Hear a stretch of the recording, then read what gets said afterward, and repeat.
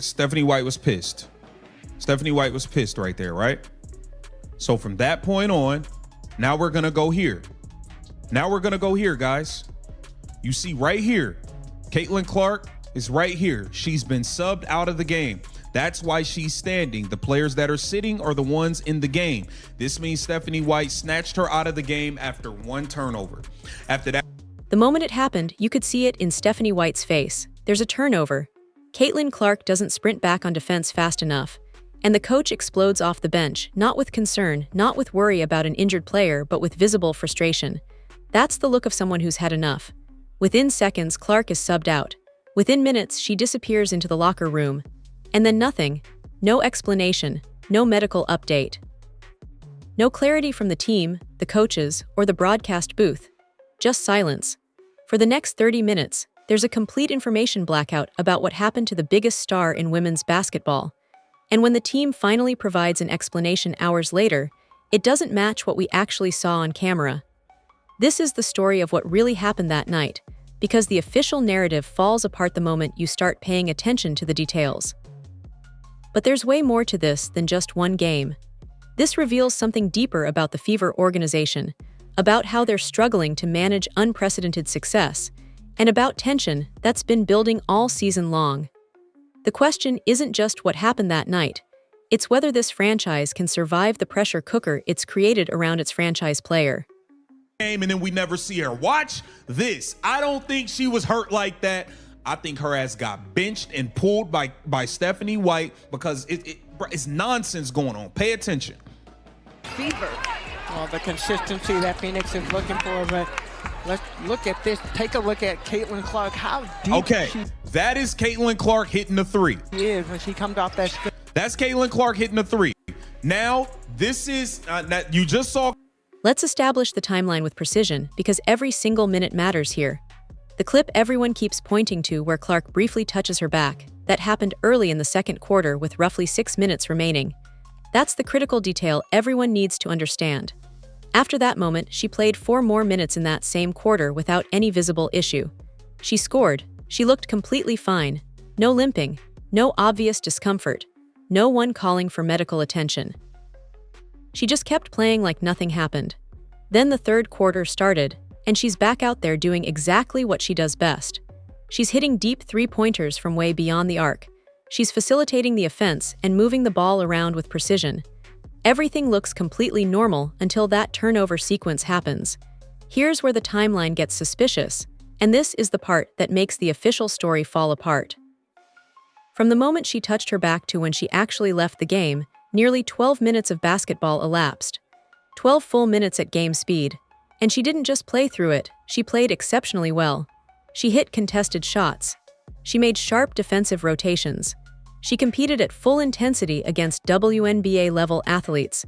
That's not how back injuries work in professional basketball.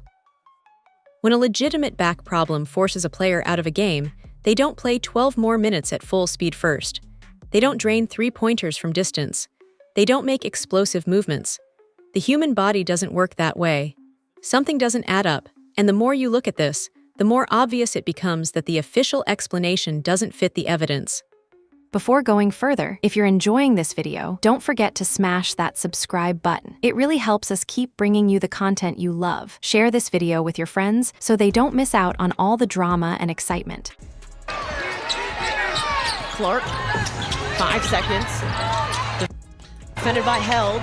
Okay, the Caitlin Clark turns it over right there. Now watch Caitlin Clark not sprint back, and Stephanie White is gonna be pissed. With the steal, up the floor. Here comes Thomas, Alyssa Tucker. up the floor, Held now. Lays it Look up at and in. Stephanie White. White has seen enough. We are tied at 67. Stephanie White was pissed. Hold on, let me play it for you one more time. 5 seconds. Okay, here comes the Caitlin Clark turnover, guys. I'm gonna add myself just for a second. Defended by Held. Now let's talk about that turnover sequence because this is where things get really interesting and the real story emerges. The game is tied at 67. This is a crucial moment. Clark has the ball and she makes a critical mistake. She turns it over. In a tied game, in a crucial moment, her team loses possession to Phoenix. Stephanie White watches this happen, and her reaction is immediate and telling. She doesn't calmly call a timeout to make a substitution. She doesn't signal to the training staff that something's wrong medically. She doesn't gesture for the medical team. She visibly snaps. Her body language shifts completely. She explodes off the bench with visible frustration. That's not the reaction of a coach who's concerned about a player's injury. That's the reaction of a coach who's frustrated with her star player's mistake in a critical moment. That's anger. That's accountability being enforced in real time. And what happens next is the key to understanding the entire situation. Clark gets pulled from the game immediately. She's not taken out to be evaluated by medical staff. She's not subbed out temporarily while trainers check her over. She's removed after one turnover in a tied game, and she never comes back for the rest of the night. One mistake, one substitution, and the biggest star in women's basketball disappears. Stephanie White pulled her. After that one mistake, Stephanie White pulled her. Now, this is where it gets fishy. Caitlin Clark is just going to leave.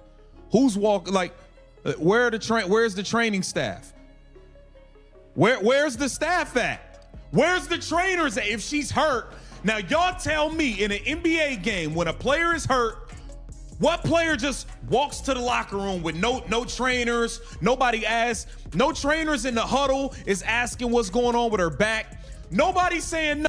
Here's what exposes the entire narrative and makes it impossible to believe the official story. During the timeout that follows the turnover, Caitlin Clark is standing in the team huddle with her teammates. She's not sitting on the bench being examined by medical staff.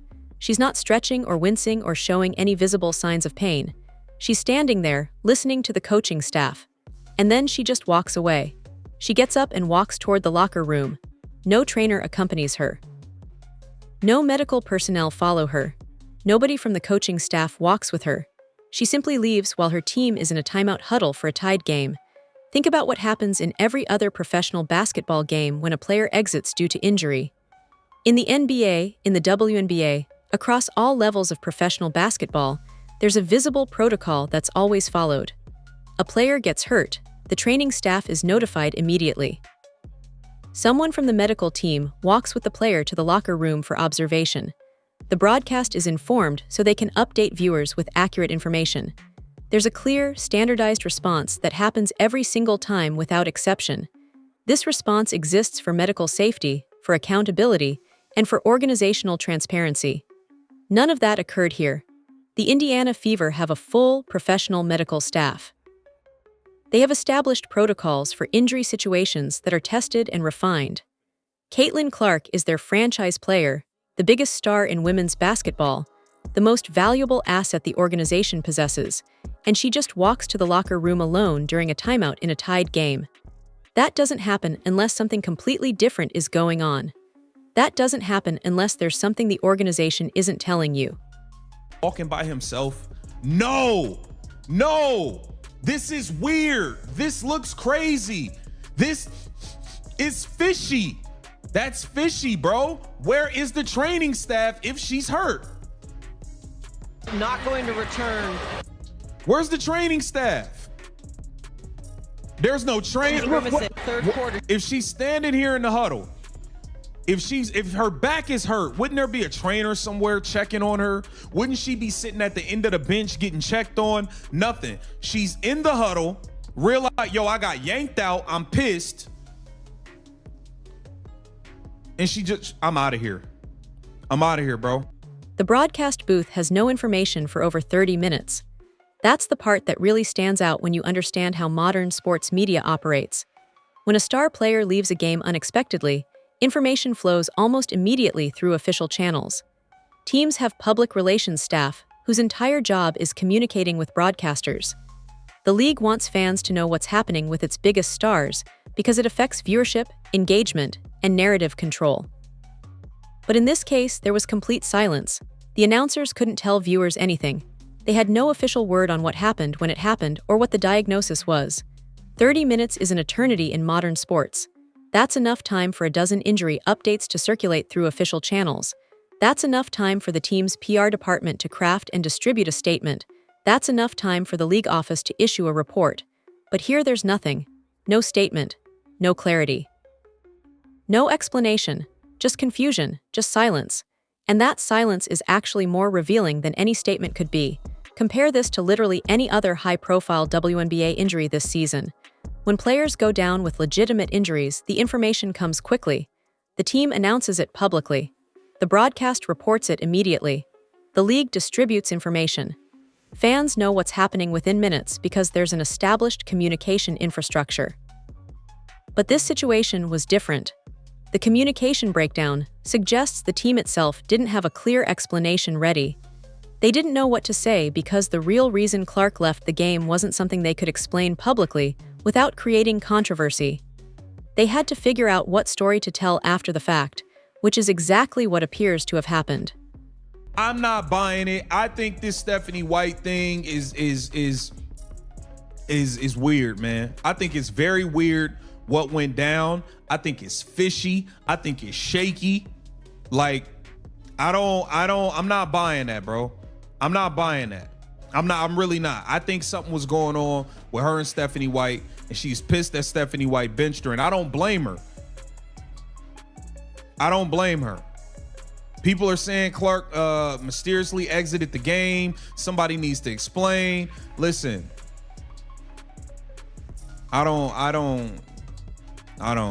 something's fishy, man. Now we need to talk about the relationship between Caitlin Clark and Stephanie White, because understanding their dynamic is crucial for what might have actually happened here. When White was hired to coach the Indiana Fever, there was legitimate excitement throughout the organization and among fans. She won a championship as a player. She has previous head coaching experience in professional leagues. She understands the WNBA and has deep connections to Indiana basketball history. On paper, it looked like a perfect hire. But coaching Caitlin Clark presents challenges that most coaches in professional sports have never experienced. Clark isn't just a franchise player. She's the face of the entire league right now. She's generating unprecedented revenue. She's selling out arenas in other cities. She's driving television ratings to levels the WNBA has never seen before. She's a player who's used to having significant freedom on the court. At Iowa, she had the autonomy to play her game, to take risks, to work through mistakes without being immediately benched. The basketball culture at Iowa was built around giving her freedom. Stephanie White's coaching style is fundamentally different. She's structured, she's disciplined. She wants players to execute within a specific system. She's quick to correct mistakes with substitutions. She holds everyone accountable to the same standard, regardless of star power. In theory, that's excellent coaching. That's exactly how you build winning cultures. That's the right approach for developing a championship team. But when you're coaching a generational talent who thrives on freedom and confidence, who's used to having the green light to play aggressively, that approach can create friction. It can create tension. And we're potentially watching that tension play out in real time on national television. It's uncomfortable for everyone involved, but it's also the fundamental conflict at the heart of this situation. Let's get into the footage. Now, in this footage, what do we have? You're going to see, right here, you're going to see Caitlin Clark. She makes a three. Mind you, that video of Caitlin Clark grabbing her back, that was in the second quarter with like 6 minutes left. She played 4 minutes after that, seemed fine. She scored after that. She played fine in the second quarter after that. In the third quarter, she had a couple assists. She hit a bomb of a three you're about to see. Watch this sequence when Stephanie White snaps on Caitlin Clark and yanks her out the game. What this situation reveals about the Indiana Fever organization is actually pretty significant if you step back and look at the bigger picture. This franchise went from being relatively unknown to being the center of the entire basketball world in about 2 years. That's not a gradual transition. That's an explosive change. Caitlin Clark's presence has increased franchise valuations across the entire league. Multiple sources have reported increases in team valuations since her arrival. She's brought corporate sponsors who never paid attention to women's basketball before. She's created a media phenomenon that extends far beyond traditional basketball audiences into mainstream pop culture. The economic impact of having Caitlin Clark on your roster cannot be overstated. But having that level of star power also creates unprecedented organizational pressure. The Fever went from struggling with low attendance and minimal media coverage to being the hottest team in sports almost overnight. That's a massive adjustment for everyone, from ownership to the coaching staff to the support personnel. and it's clear the organization is still figuring out how to manage it. Stephanie White is trying to establish a culture and a system. She's trying to build a championship team, not just a team that relies on one player's individual brilliance. That's the correct long-term approach. That's how sustainable success is built. But in the short term, it means there will be moments of friction with a player like Caitlin Clark, who is used to being the focal point and having the freedom to play through mistakes. This tension isn't necessarily destructive to team development. It can actually drive improvement. But it does create situations where minor conflicts can escalate into something bigger, something public, something that damages credibility. And that's exactly what appears to have happened here. There's also the media scrutiny factor, and this is something the Fever organization is still learning to navigate in real time. Every single thing that happens with Caitlin Clark becomes a national story. Every substitution gets analyzed by thousands of people on social media. Every interaction with coaches gets dissected. Every timeout conversation becomes a potential controversy. That level of attention makes it almost impossible for a team to handle internal issues privately. When Clark gets pulled from a game and doesn't return, it immediately becomes a national conversation before anyone even knows what happened. The story spreads. The speculation begins. The narrative forms. The team feels immediate pressure to provide an explanation, even if the real explanation is just a disagreement between player and coach that needs to be worked out internally and handled with privacy.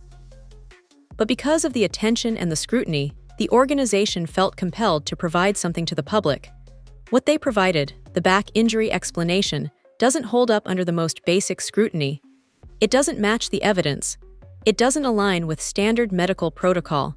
It doesn't explain the absence of trainers or the information blackout. And that's where the organization's credibility problem begins. The most problematic part of all this is how it was handled from a communication standpoint.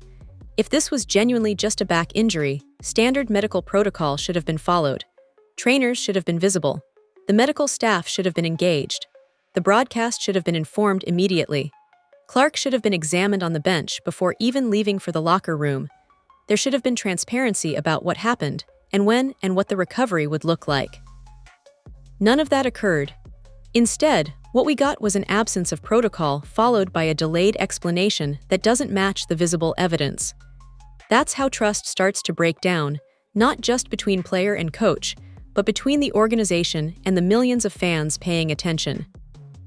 Now, if this was a one-time conflict between player and coach, that would be one thing. Player-coach disagreements happen all the time in professional sports. Players get frustrated when they're pulled from games. Coaches get angry when players don't execute properly.